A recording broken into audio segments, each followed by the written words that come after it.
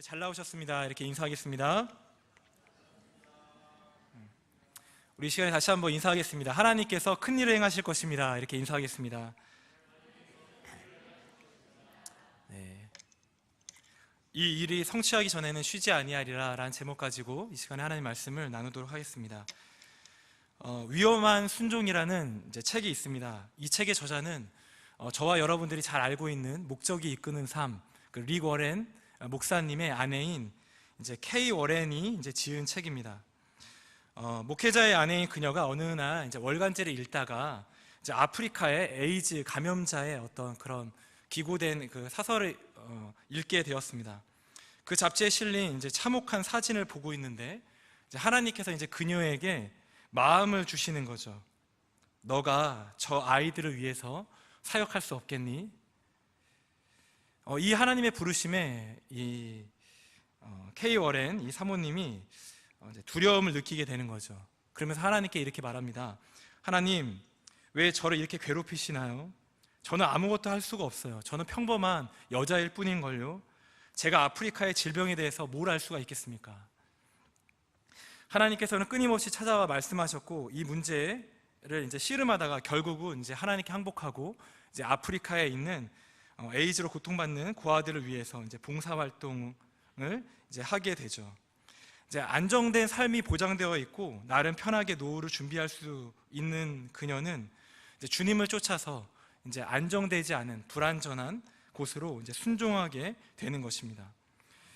이것을 이제 책의 제목으로 이제 위험한 순종이라고 이제 붙인 것이죠. 어떤 그리스도인들이 더 영향력 있는 삶을 살 수 있을까 이렇게 고민해 보면 위험한 순종을 많이 한 사람일수록 더 많은 사람들에게 영향을 이렇게 줄 수 있다는 것을 보게 되어집니다. 위험한 순종 이후에 이제 하나님께서 이루시고 크게 놀라운 일들을 이제 경험한 자들이 이제 힘있게 하나님의 일들을 더욱더 감당하게 되는 것입니다. 오늘 본문도 보시면 이제 위험한 순종을 감당하는 이야기가 나오죠. 이제 나오미는 룻에게 이제 타작마당으로 가서 이제 보아스가 어디에 눕는지 보고 거기에 들어가서 그 이불 안으로 들어가라 이렇게 말했습니다. 참 위험한 일이죠, 그렇죠?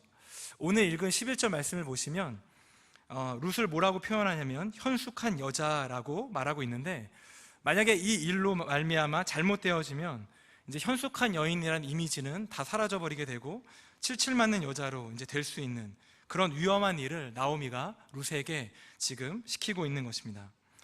이제 나오미가 원하는 것이 있죠. 그건 뭐냐면 보아스의 타작마당에서 보리 이상만 얻지 말고 보아스, 기업 물을 자 그 사람 자체를 얻어야 된다 하는 것입니다. 어떻게 보면 이 나오미는 더 멀리 내다본 거죠. 이 시어머니 나오미의 말에 이 룻이 5절에 대답하죠. 우리 함께 같이 앞에 보시고 읽어볼까요? 5절 말씀입니다. 룻이 시어머니에게 이르되 어머니의 말씀대로 내가 다 행하리이다 하니라. 네, 위험한 순종을 이제 룻이 하게 되는 것입니다. 저와 여러분에게도 이제 위험한 순종이 필요할 때가 있습니다. 특별히 신앙생활을 하면서 더더욱 그렇다는 것이죠. 성경 말씀을 읽다 보면 이제 기적을 경험하기 위해서는 선행돼야 되는 것이 한 가지가 있는데 위험한 순종을 해야 된다는 것입니다. 그 순종 뒤에 놀라운 기적이 따라오는 것이죠. 모세가 위험한 순종을 했을 때 그 홍해가 갈라지지 않습니까? 다윗이 위험한 순종을 했을 때 골리앗이 쓰러지게 되고요. 다니엘의 세 친구들이 위험한 순종을 했을 때 풀무불에서 살아남게 되는 놀라운 하나님의 일들을 경험하게 됐다는 것입니다. 요즘 조국교회가 잃어버린 것 중에 하나는 위험한 순종이 아닌가 생각해 보게 됩니다. 이 시대가 점점 인권을 강조하면서 이제 노력한 만큼 결과를 얻을 수 있다는 인과율의 법칙을 앞세우고 있죠. 그래서 이제 이만큼 일하면 이제 이만큼 얻을 수가 있고 이만큼 일하면 이만큼 얻을 수 있는 그런 투명한 사회, 공정한 사회를 만들기 위해서 노력하고 있습니다. 그런데 이제 성경에서 말하는 세상은 좀 이와는 좀 다른 법칙이 적용되는 것 같습니다.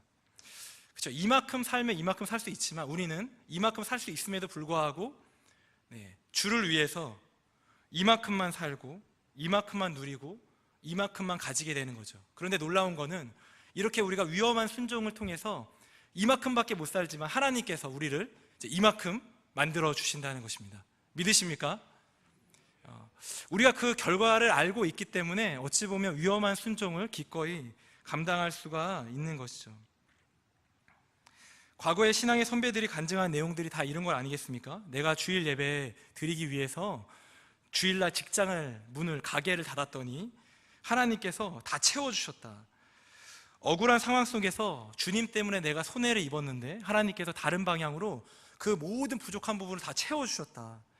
남들이 다 학원 가서 공부할 때 나는 주일 예배 드리는 것 때문에 공부하지 않았는데 하나님께서 지혜를 주셔서 더 좋은 결과를 나에게 주셨다. 불치의 병으로 걸려서 남들이 다 쉬라고 할 때 주를 위해 충성했더니 하나님께서 내 생명을 연장해 주셨다. 제가 어렸을 때에는 이런 간증들을 너무나 쉽게 접했습니다. 그냥 지나가는 사람들을 만나면 이런 간증들이 넘쳤던 시대가 있었던 것 같습니다. 그런데 지금 이 시대에는 이런 간증들이 희귀해지고 있죠. 위험한 순종이 없는 시대 속에서 저와 여러분들이 살고 있습니다. 성도의 삶을 보더라도 또 저의 삶을 보더라도 위험한 순종이라기보다는 예측 가능한 순종만 늘 하고 있다는 것입니다. 사랑하는 성도 여러분, 여러분은 너무 안전한 삶에 길들여져 있지는 않습니까? 우리는 신앙생활하면서 이제 위험을 주는 부분을 일부러 피하면서 그렇게 살고 있지는 않으십니까? 예측 가능한 세상, 통제할 수 있는 세상을 가장 좋은 세상으로 생각해서 하나님께서 나에게 어떤 것들을 요구하셨는데 때로는 그것들이 내가 생각했던 것보다 더하다고 생각되어지고 느껴진다면 지금 멈칫하고 있지는 않으십니까? 성도 여러분, 위험한 순종 뒤에 있을 그 하나님의 놀라운 역사를 우리가 이 시간에 함께 바라보기를 원합니다. 이것이 성경에서 말하는 그 믿음 아니겠습니까? 믿음은 예측 가능하고 눈에 보이는 걸 믿는 게 아닙니다. 보이지는 않지만 진짜 실상인 그것을 우리가 믿음으로 바라보며 그렇게 행동하는 거죠. 룻은 왜 나오미의 말에 위험한 순종을 하고 있었을까요? 룻은 기대하고 있었기 때문에 그렇습니다. 위험한 순종을 넘어서 나에게 다가올 그 은혜, 그 인애, 그 헤세드, 그 자비를 기대했던 것이죠. 룻은 깜깜한 밤에 타작마당으로 나아갔고 이제 보아스의 발치에 누웠습니다. 이제 보아스는 이렇게 찾아온 룻에게 뭐라고 얘기합니까? 우리 11절 말씀을 우리 함께 같이 읽어보겠습니다. 그리고 이제 내 딸아 두려워하지 말라. 내가 내 말대로 내게 다 행하리라. 내가 현숙한 여자인 줄을 나의 성읍 백성이 다 아느니라. 룻의 뜻대로 다 행하리라 라고 보아스가 말합니다. 이 보아스는 룻이 자신을 왜 찾아왔는지 알고 있었죠. 이 룻이 자기의 사심을 따라 나온 게 아니라 기업 물을 자가 주변에 더 있었음에도 불구하고 죽은 남편과 시어머니와 그 가문을 세우고자 늙은 이 보아스 자신을 찾아왔다는 것을 이 보아스는 알았습니다. 그래서 내가 네 말대로 내게 다 행하리라 이렇게 말해주고 있는 것입니다. 그런데 이제 우리가 한 가지 생각해 볼 것은 우리가 위험한 순종을 했을 때 늘 응답이 바로 오고 모든 문제가 해결되느냐 하는 것입니다. 여러분들이 자녀를 위하여 위험한 순종들을 감당해냈는데 자녀에게 응답이 곧바로 옵니까? 여러분들이 어떤 직장 생활에 있어서 하나님의 뜻에 살고자 위험한 순종을 했는데 여러분의 직장 생활이 그렇게 순조롭게 잘 풀리게 됩니까? 내 가족을 위해서 하나님이 원하시는 위험한 순종을 했는데 하나님의 응답이 오기는커녕 그 어려움이 떠나지 않고 더 큰 어려움이 저와 여러분 가운데 다가올 때가 있다는 것이죠. 이 룻의 위험한 순종 뒤에 이제 보아스가 다 행하리라 이렇게 말은 했지만 그러나 룻의 어려움은 끝나지 않았다는 것입니다. 또 다른 어려움이 기다리고 있죠. 12절 말씀을 우리 앞에 보시고 같이 읽어보겠습니다. 참으로 나는 기업을 물을 자이나 기업 물을 자로서 나보다 더 가까운 사람이 있으니. 보아스가 뭐라고 말했냐면 내가 기업을 물을 자이지만 그러나 나보다 더 우선권을 가지고 있는 사람이 있다는 것입니다. 만약에 그 사람이 기업을 물은다고 하면 자신은 순위에 밀려 어쩔 수 없다는 것이죠. 여러분, 이 말을 들었을 때 이 룻의 마음은 어떻겠습니까? 자기는 나름대로 위험한 순종을 감당했는데 돌아오는 대답이 그렇게 되지 않을 수도 있다, 이런 말을 듣게 된 것이죠. 우리도 하나님의 뜻에 따라 그렇게 순종했는데 잘 풀리지 않을 때가 있습니다. 하나님을 위해서 포기했는데, 내려놓았는데, 손해보았는데, 이 정도 순종하면 잘 되어야 되는데 그렇지 않고 또 다른 문제, 또 다른 어려움들이 계속 산적해서 우리 뒤에 인생 가운데 기다리고 있다는 것이죠. 근데 우리가 이제 하나 알아야 될 것은 위험한 순종과 이제 다 행하리라, 이 두 가지 말 사이에 무수한 과정들이 있다는 것을 우리는 알아야 합니다. 성경이 그것을 이야기해 주고 있다는 거예요. 우리가 위험한 순종을 하면 그냥 다 잃어버리는 게 그냥 붙어 있는 게 아니라 떨어져 있다는 거죠. 그 과정 속에, 많은 과정 다음에 다 이루어짐이 있다고 성경은 우리에게 보여주고 있다는 것입니다. 하나님은 우리에게 가장 좋은 것을 주실 수 있음에도 불구하고 유보하시는 그런 경우가 있습니다. 확신을 주셨지만 아직도 해결되지 않는 일이 있다는 것이죠. 기다리는 게 참 어렵지만 하나님은 우리에게 계속적으로 기다리게 하실 때가 있다는 것입니다. 나는 지금 바로 이 시간 응답받아야 될 시간이라고 생각하고 있는데 하나님이 계획하신 시간은 지금이 아닌 것이죠. 여러분, 그렇다면 우리는 언제까지 기다려야 됩니까? 언제까지 참아야 합니까? 보아스는 룻에게 자신의 기업무를 찾아가서 이 문제를 해결하겠다고 말하고서는 이제 룻을 집으로 돌려보냅니다. 근데 그냥 돌려보내지 않아요. 오늘 말씀을 보시면 우리 15절부터 17절까지 우리 한번 자세히 한번 꼼꼼히 한번 읽어보겠습니다. 우리 15절부터 17절까지 같이 한 목소리 읽겠습니다. 보아스가 이르되 내 겉옷을 가져다가 그것을 펴서 잡으라 하매 그것을 펴서 잡으니 보리가 6번 되어 룻에게 지어주고 성읍으로 들어가니라. 룻이 시어머니에게 가니 그가 이르되 내 딸아 어떻게 되었느냐 하니 룻이 그 사람이 자기에게 행한 것을 다 알리고 이르되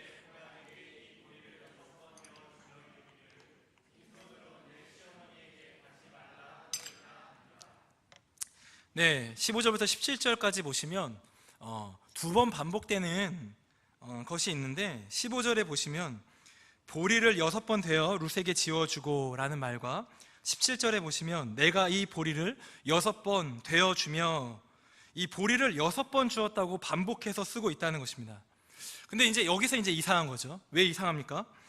우리가 앞에 내용을 보시면 2장 17절에 보시면 이 룻이 보아스의 타작마당에서 보리를 가져갈 때 한 에바쯤 되었다고 말하면서, 에바, 이스라엘 사람들이 그 부피 단위를 이제 사용하는데 이 3장 15절부터 17절까지는 이 에바라는 단위를 사용하지 않고 6번이라는 횟수를 강조했다는 것입니다. 앞에서는 이제 보리를 얘기할 때 한 에바라고 얘기를 했는데, 그렇게 부피를 측량하는 단위를 가지고 얘기를 했는데, 이번에 얘기할 때는 보리를 몇 에바가 아니라 6번이라는 숫자를 강조했다는 것이죠.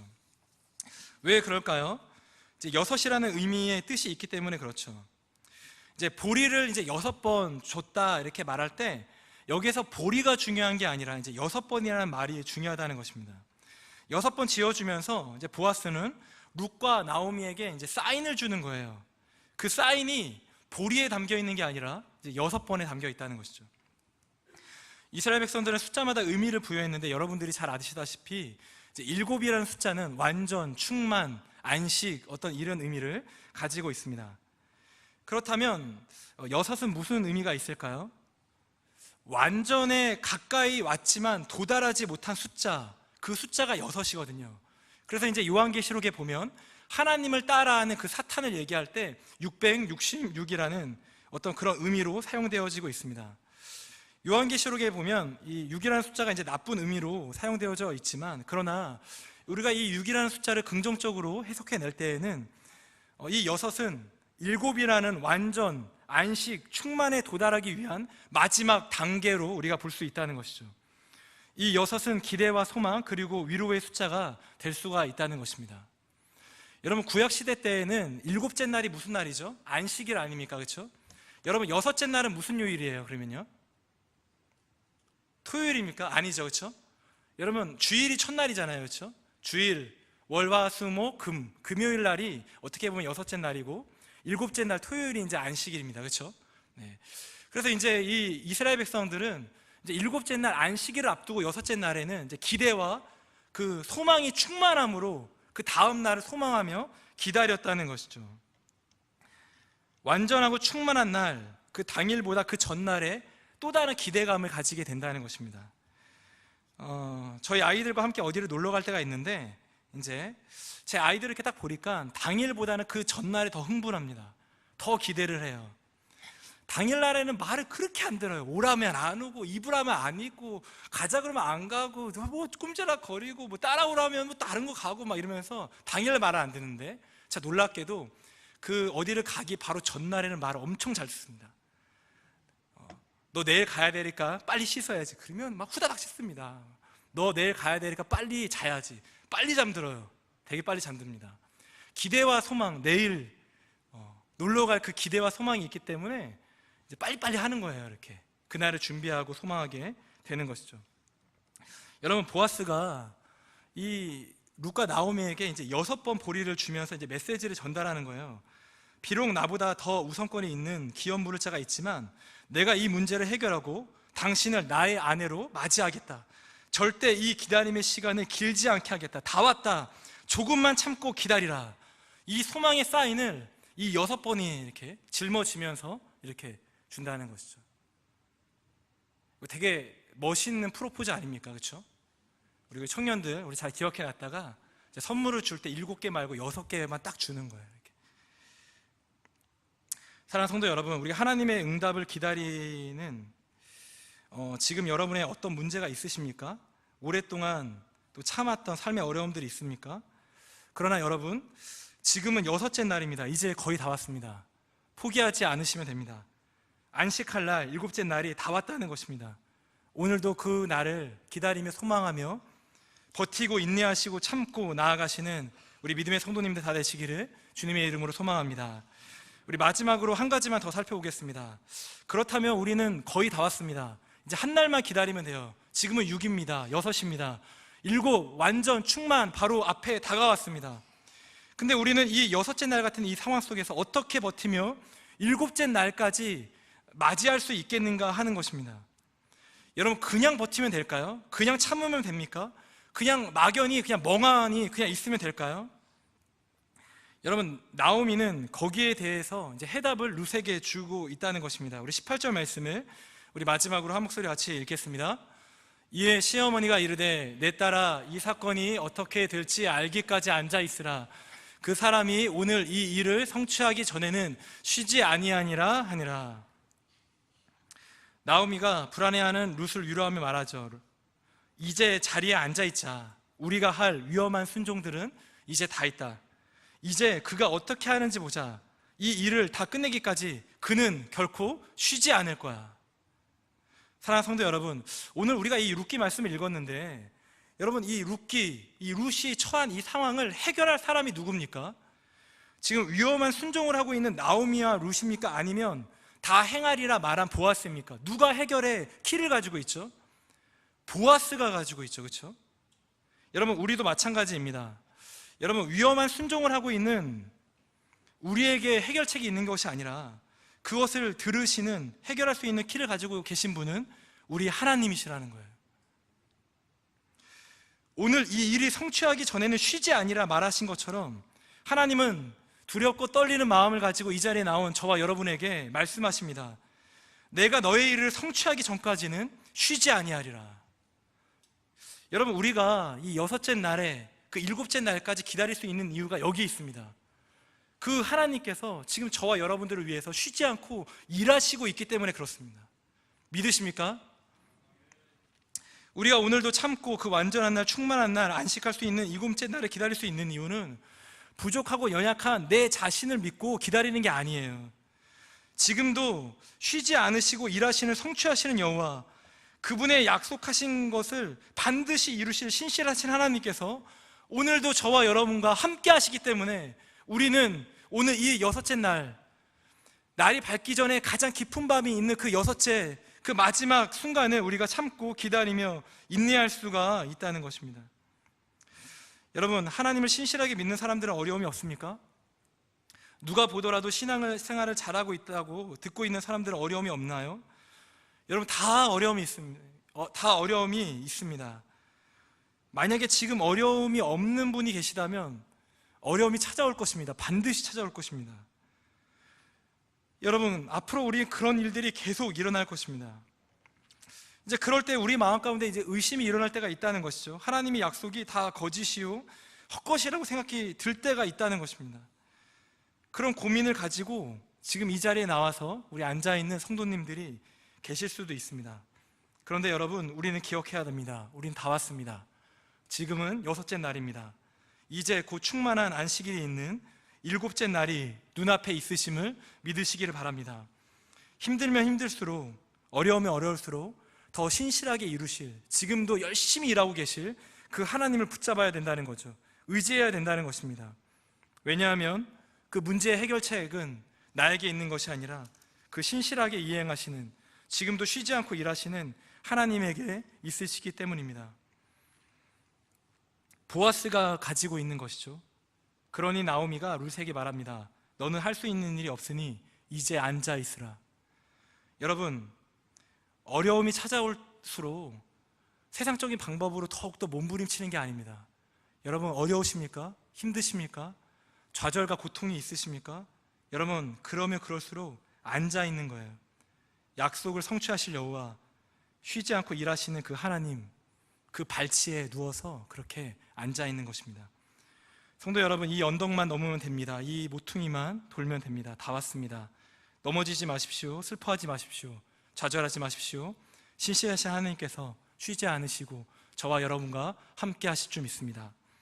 우리 시간에 우리 찬양 하나 하고 우리 같이 기도하겠습니다. 주님 보좌 앞에 나아가 우리 함께 찬양하겠습니다.